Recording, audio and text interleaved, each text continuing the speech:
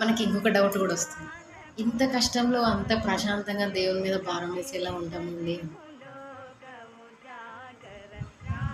తొట్లలో ఉన్న చిన్న పిల్లాడు మమ్మీ వచ్చే వరకు ఏడుస్తానే ఉంటాడు. వాడికి తెలుసు వాడు ఎంత గట్టిగా ఏడిస్తే మమ్మీ వస్తుందో వాడికి తెలుసు. విశ్వ ప్రయత్నాలు చేసి ఏడుస్తూనే ఉంటాడు. లాస్ట్కి మమ్మీ వచ్చేస్తుంది కదా. మనం కూడా అంతే, భగవంతుని కోసం తప్పించాలి. నువ్వు తప్ప నాకు దిక్కెవడు లేడు, నువ్వు నన్ను కాపాడుతావా కాపాడు, అంతే. ఇక నువ్వా నేనా అన్నట్టే ఉండాలి దేవునితో.